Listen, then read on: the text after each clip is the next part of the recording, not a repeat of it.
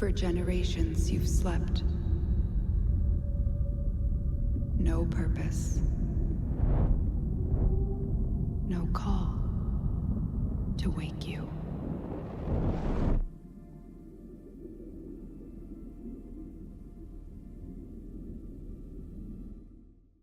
제가 발표할 게임은 워프레임입니다.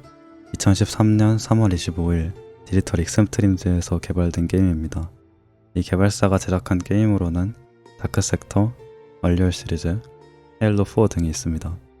이 게임은 멀티 RPG, 3인칭 슈터, 오픈월드, 루트 슈터 등으로 분류되며 화려한 이펙트와 사실적인 그래픽을 좋아하는 유저, RPG 게임을 좋아하는 유저를 목표로 하여 제작되었습니다.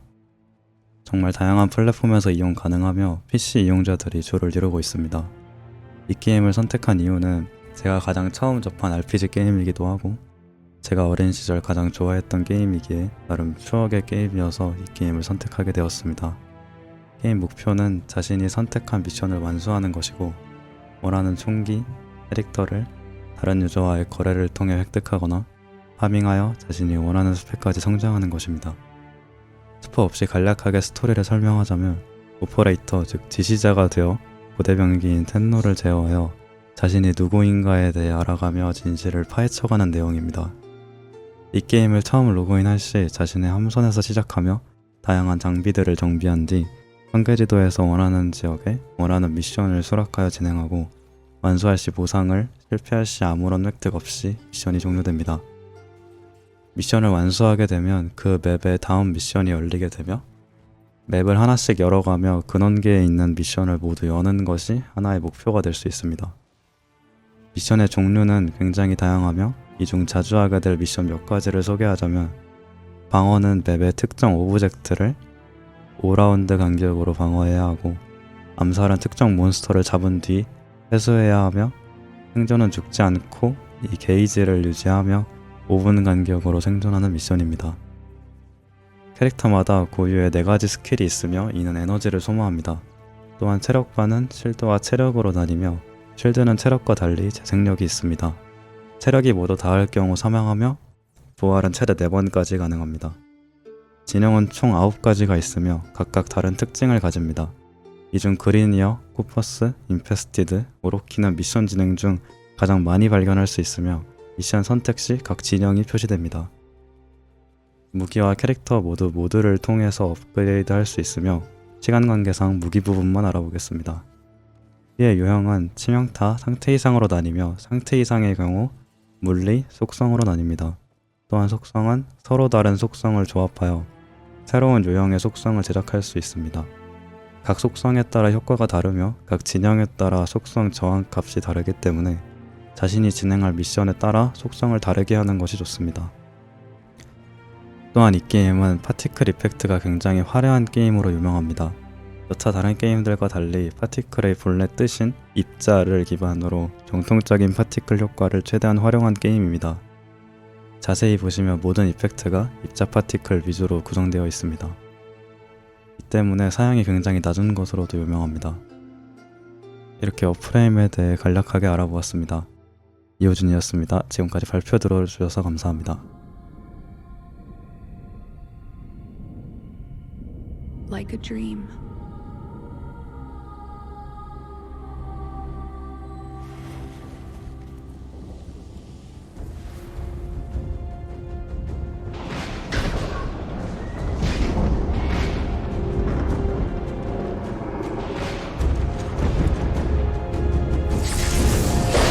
Wake up, Tenno.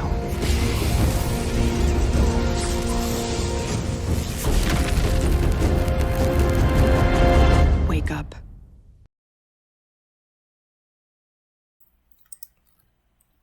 네, 안녕하세요. 리스크오리엔2를 기획적으로 분석해서 발표하게 된 전우현입니다.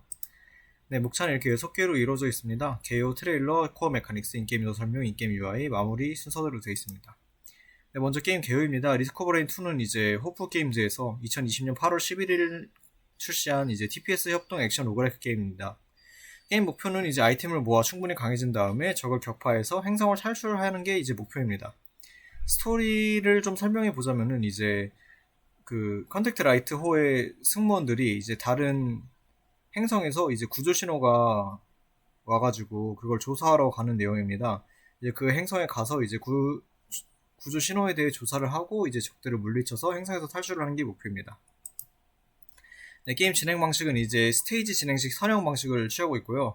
1스테이지부터 진행해서 최종 맵까지 가서 최종 보스를 클리어하는 게 이제 목표입니다. 매 스테이지마다 나올 수 있는 맵의 로테이션으로 돌아가서 그 다양한 맵으로 플레이할 수 있습니다. 게임의 주요 특징으로는 이제 단순한 아이템과 캐릭터의 조합으로 다양한 빌드를 구성 가능하다는 것과 SF 배경에 개성있는 캐릭터와 디자인과 스킬 그런 게 있습니다. 간단하지만 좋은 표현의 그래픽과 이제 로그라이크의 장르적 특성 때문에 여러 번 플레이해도 즐거운 게임 구성을 가지고 있습니다. 게임 트레일러 보시겠습니다. 네, 일단은 3D TPS 슈팅 게임이어서 3D 배경으로 진행되고요. 이렇게 다양한 맵이 구성되어 있습니다. 이렇게 수많은 적들을 이제 스킬을 써가지고 아이템과 조합해서 다시 만든 개인 주변 친구들과 이제 플레이할 수가 있습니다. 네, 이외에 이 게임을 선정했냐고 하면은 제가 좋아하는 장르의 총집합입니다. 약간 맛있는 퓨전 요리를 먹는다는 느낌으로 봐야겠네요. 플레이 타임은 200시간 정도 기록하고 있습니다. 네, 이하 이제 여기 나와 있는 게 제가 좋아하는 장르들입니다. 이 태그를 전부 달고 있습니다. 그리고 코어 메카닉스입니다. 코어 메카닉스는 이제 간단하고 다양한 빌드 메이킹이라고 할 수 있습니다. 게임의 핵심 주제이자 이제 가장 재밌는 점인데요. 이제 고유한 스킬셋이나 스탯을 가지고 있는 캐릭터들을 특수 효과를 주는 아이템들과 조합해가지고 네, 자신만의 전투 기계를 만들어낼 수 있습니다. 이 과정이 정말 단순하게 이루어지기 때문에 플레이어는 네, 크게 부담 없이 여러 가지 재밌는 요소를 느낄 수 있습니다. 그리고 이렇게 수많은 캐릭터와 로그라이크식 진행, 아이템, 스테이지별로 돌아가는 맵 로테이션 이 세 가지가 이제 3일체로서 계속 좋은 순환을 만들어내 플레이어는 흥미가 떨어지지 않고 계속 반복해서 플레이할 수 있게 됩니다. 네, 먼저 캐릭터를 설명하겠습니다. 캐릭터는 이제 스탯 스킬, 로드아웃 스킨으로 구성되어 있고 전투에 필요한 것들은 이제 스킨 빼고 나머지 요소들입니다. 네, 스탯은 캐릭터별로 이제 장단점에 맞게 특화되어 있는 부분이 다르고 스킬은 이제 적을 타격하거나 적의 공격을 회피하거나 이제 여러 가지 행동을 할 때 쓰는 것이며 로드아웃은 이제 그 스킬을 변경할 수 있는 기능입니다. 스킬을 변경함으로써 다른 빌드도 짤 수 있게끔 네, 쉽고 간단하게 되어 있습니다. 네, 그 다음에 핵심적인 아이템으로 아이템입니다. 아이템은 이제 왼쪽에 이제 쉽게 얻을 수 있는 아이템, 티어 1, 2, 3 아이템과 쉽게 얻을 수 없지만 강력한 힘을 가지고 있는 아이템 4가지로 구분되어 있습니다. 아이템 티어가 낮을수록 작은 효과를 가지고 있고 티어가 높은 아이템일수록 강한 효과를 가지고 있지만 그 티어가 높아질수록 아이템이 얻기 어려워집니다. 그리고 거기서 이제 바리에이션을 추가해가지고 이제 그 루나 아이템과 보이드 아이템이 있는데요. 루나 아이템은 이제 장점도 있고 단점도 있는 아이템, 보이드 아이템은 기존 아이템을 변형시킨 아이템입니다. 그래서 선택을 좀 더 까다롭고 재밌게 만들어줍니다. 시너지가 어떤 식으로 작동하냐 이런 식이냐면은 티어 3 아이템 중에 모든 공격을 폭발시키는 아이템이 있습니다. 이거와 어떤 공격을 조합을 하면은 제가 어떤 공격을 해도 적을 맞췄을 때 폭발이 발생하게 됩니다. 그리고 적을 둔화시키는 아이템이 티어 2에 있습니다. 이러면은 제가 맞추는 공격들은 전부 다 적을 둔화시키게 됩니다. 예, 이러한 식으로 간단하게 시너지 조합이 이루어집니다. 그리고 그 다음에 이 게임의 특징으로는 리플레이 밸류를 꼽을 수가 있는데 로그라이크 진행을 따라가기 때문에 맵마다 다른 이제 적들과 맵 로테이션마다 다른 아이템 그리고 오브젝트들이 있기 때문에 흥미가 떨어지지 않습니다. 그리고 난이도는 이제 플레이어의 기호에 맞게 설정해서 하는 거고 그 다음에 유물 시스템이 있는데 이거는 게임의 코어 규칙들을 이제 영구적으로 바꿔가지고 맵판마다 다른 네, 느낌을 주게 할 수 있습니다. 예를 들면 이 아래 요소들이 있습니다. 그리고 그 다음으로는 게임 도전 과제가 있습니다. 도전 과제를 계속해서 플레이어 하면서 네, 사람들은 새로운 아이템을 해금하고 그 아이템으로 또 다른 빌드를 짜고 그 빌드를 짠 빌드를 바탕으로 새로운 도전 과제를 해결하고 이런 식으로 이제 순환이 계속 이루어지기 때문에 플레이어는 흥미가 떨어지지 않고 계속 새로운 도전 과제에 도전하면서 다 깰 때까지 이제 재밌게 플레이를 할 수가 있습니다. 그 다음에 인게임 UI 설명입니다. 인게임 UI 설명은 이제 위와 같이 되어 있고요. 네, 여기 1번이 재화, 2번이 가지고 있는 아이템 숫자와 아이템 가지수, 3번이 이제 현재 진행 중인 스테이지와 레벨, 그리고 난이도를 표시해주고 4번은 제 플레이어 캐릭터, 5번은 적, 6번은 제 스킬에 대한 정보, 7번은 이제 레벨 및 체력, 그리고 8번에는 네, 이거는 맵 오브젝트로서 플레이어가 상호작용할 수 있는 맵 요소들입니다. 네, 여러분 한 학기 정말 수고 많으셨습니다. 발표 들어주셔서 감사합니다.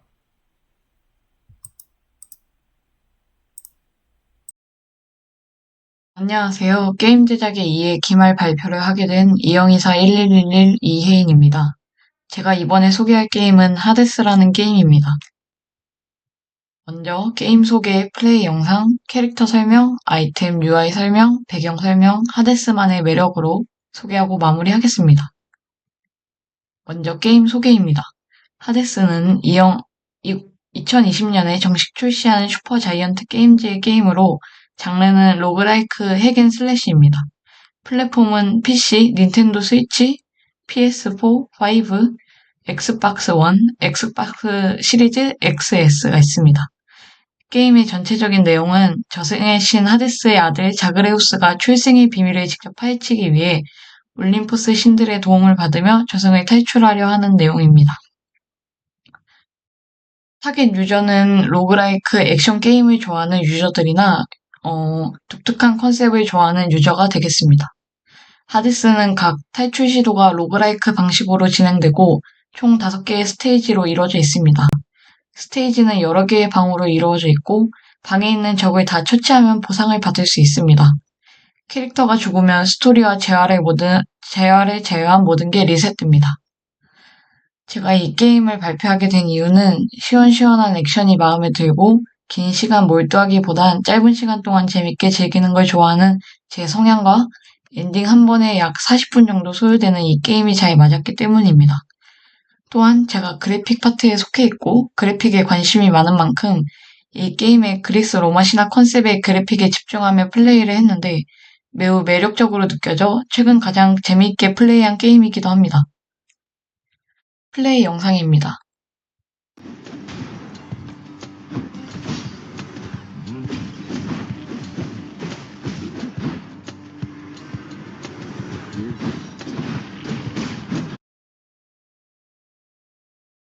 다음으로 캐릭터 설명입니다.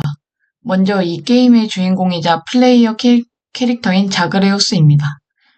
자그레우스는 하데스의 아들이자 저승의 왕자로 자신의 출생의 비밀을 파헤치기 위해 고군분투하는 캐릭터입니다. 항상 여유롭고 익살맞으며 선하고 정의로운 심성을 가져 등장인물 대부분과 사이가 좋습니다. 특이하게도 자그레우스의 발은 항상 불꽃이 익을 대고 월계관 또한 계속 타오르고 있습니다. 또 하나의 특징으로는 그의 성우가 하데스의 OST들의 작곡 및 프로듀싱한 데런 코브라는 인물입니다. 다음으로 하데스와 닉스입니다. 하데스는 우리가 알다시피 저승을 다스리는 최고의 신입니다. 지상으로 탈출하려는 자그레우스를 못마땅하게 여기고 막으려고 합니다. 자그레우스가 계속 귀찮게 비밀에 대해 물어봐도 하데스는 가르쳐주지 않고 일이나 하라며 윽박지르는 대사가 자주 등장합니다. 닉스는 자그레우스의 어머니이자 히프노스, 타나토스, 퓨리 세자매 등 주인공뿐만 아닌 다른 등장인물들의 어머니이기도 합니다. 스포일러가 하나 있는데 원하지 않으신다면 빨리 넘어가 주세요. 사실 닉스는 자그레우스의 친어머니가 아닌 그의 진짜 친어머니의 자리를 대신하고 있었는데요. 자그레우스를 도와주거나 격려해주는 등 친모자 사이가 아님에도 사이가 좋습니다. 메가이라는 퓨리 세자매의 첫째이자 첫 스테이지의 보스로 자그레우스의 탈출을 못마땅해하며 계속해서 보스로 출연합니다. 과거 자그레우스의 소꿉친구이자 연인 사이였지만 모종의 이유로 어색해진 상태입니다. 다른 두 자매들의 모습입니다. 타나토스는 자그레우스의 친구로 가끔 스테이지를 플레이하며 만날 수 있습니다. 보스로 만나는 게 아닌 적들을 대신 처치해주는 역할로 만나게 되며 탈출을 도와줍니다. 이외에도 많은 등장인물들이 있는데요. 대표적으로 자그레우스가 죽고 다시 궁전으로 부활하면 수다를 떨어주는 히프노스, 저승의 경비견인 케로베로스, 자그레우스의 스승인 아킬레우스, 수련장의 샌드백 역할인 스킬리 등이 있습니다. 다음으로 하데스에 등장하는 신들에 대해 설명하겠습니다. 올림포스 소속의 신은 총 9명으로 제우스, 아프로디테, 아르테미스, 포세이돈, 데메테르, 헤르메스, 디오니소스, 아테네, 아레스입니다.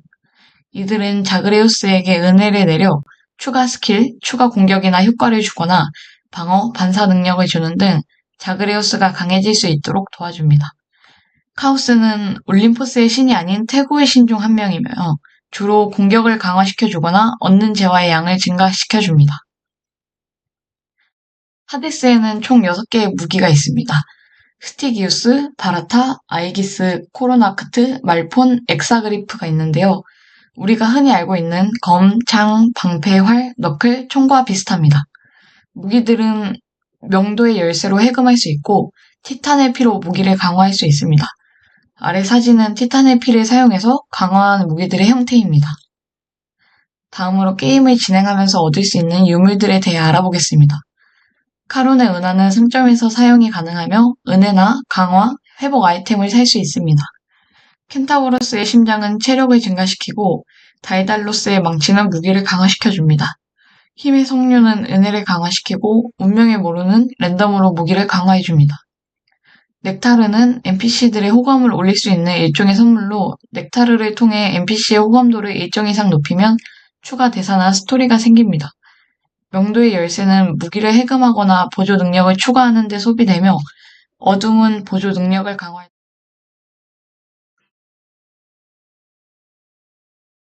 다음으로 UI 설명입니다. 사실 하데스의 UI는 굉장히 심플한데요. 왼쪽에는 보유 중인 은혜와 강화 스킬, 왼쪽 아래에는 HP와 혈석의 수, 오른쪽 아래에는 보유 중인 재화, 재료 또는 선물이 위치하고 있습니다. 은혜를 받을 때 멋있는 연출과 함께 3개의 은혜가 뜹니다. 다음으로 배경 설명입니다. 먼저 타로타로스는 첫 번째 스테이지로 5개의 스테이지 중 가장 쉬운 스테이지입니다.